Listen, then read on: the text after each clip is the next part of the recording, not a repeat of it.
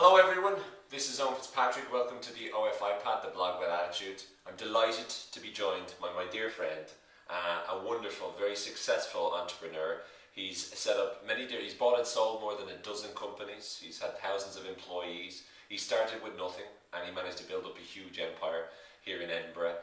And I'm absolutely honoured and delighted to have you on the Charisma Bootcamp, Rob. So thank you so much for agreeing to. See you again. You too. What I want to do is I just want to talk to you, Rob, and ask you just a few questions with regards to how do you become an effective leader. Sure. So I wanted to get your feedback on it. The first one would be, when you try to motivate your staff, when you try to get the most out of your employees, what's the best way to do that? Without a doubt, for me, the best way to do it is find out what it is they want. What is it they're looking for out of their career? What is it they're looking for out of their life? What is the thing that will make them happiest? And I don't mean in a sort of fluffy way, I mean in a genuine, focused way. What is the thing that will make them be successful at what it is I need them to do in order for me to be successful? That's the number one priority for me. So if you can find out exactly what makes them tick and what makes them, alive with regards to work. Yep. So once you've gotten them to identify what it is that they want, how then can you integrate that into, what your company is doing to make sure that they work effectively for your company? Well, I think from our point of view, it's making sure once we have an understanding of what it is they want, obviously it's important that what they want fits in with what we want. And if that's the case, the synergy finds itself. I mean, it's very much they fit in with us and we fit in with them. We can help them achieve their goals and they can help us achieve ours. Then success will come. It's a natural byproduct. And do you have to do any hand holding on the way? At the beginning, yes, absolutely. At the beginning, I think especially with leadership is something that needs to be taught.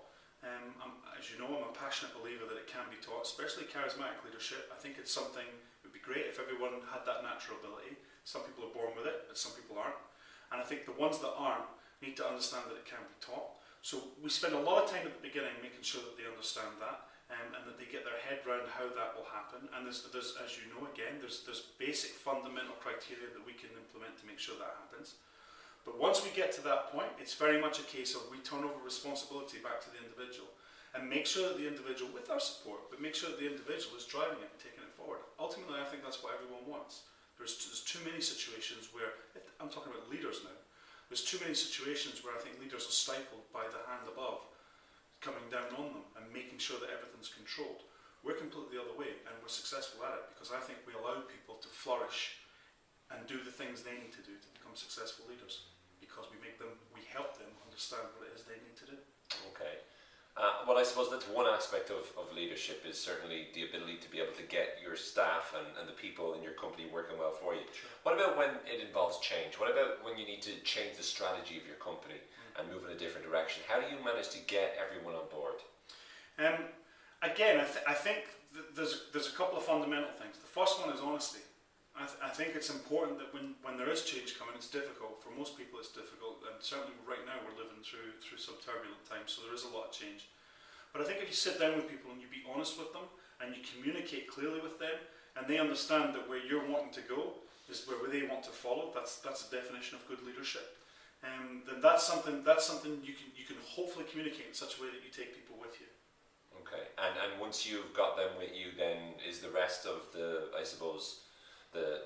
change to your strategy overall, is that made a lot easier because obviously you have everyone coming with you? It is, and from my point of view, it's most important to me that we're taking the people with us, if that makes sense. I want to make sure that we've got everyone on board. Now obviously in change there are some times where people just will not be on board. Sure. But I want to make sure that the overwhelming majority are with us in what we're trying to do. And ultimately to get there we've got to make sure that what we're doing is in their best interest as well. That's important. One other question for you, Rob.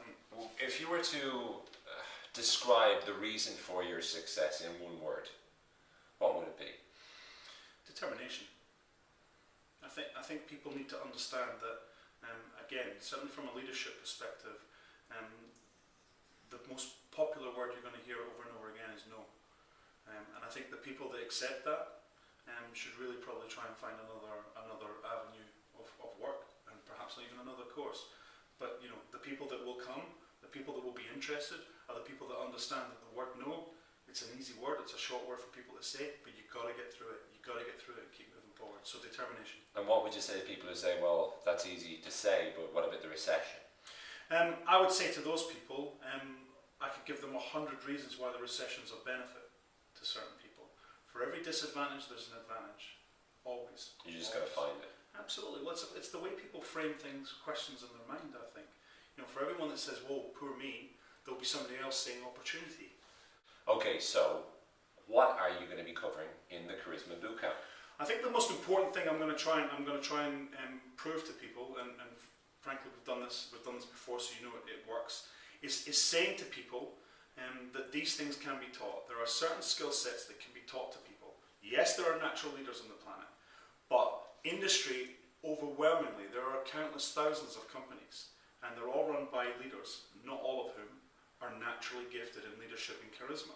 So these skills can be taught. So I think the most important thing people need to understand that I'll certainly be doing in my workshop is showing people that there isn't a one-size-fits-all, that we can tailor it individually to them so that they get a better understanding of how they should do leadership and how they should become charismatic, and take that forward, certainly into business if that's the case, but even beyond that. That would be the most important skill sets that we're teaching. Excellent. Well, I for one, as I said, Rob, you've been a terrific mentor to me, and I found a fountain of knowledge for so many years now, as well as a dear friend. So I for one, I'm delighted to have you on board. Really looking forward to learning from you once again in the Charisma Bootcamp. And for all of you out there watching at home, you have still some time, so please do book your place on the Charisma Bootcamp to get the opportunity to learn from wonderful people like Rob. And we've got a super guest lineup, so make sure you visit charisma.ie and sign up ASAP. For now though, this is Owen Fitzpatrick, this is the OF iPad, the blog with attitude. I'm delighted to have been joined by Robert Orr. Thanks a lot, Robert. Thank you. Thanks a lot.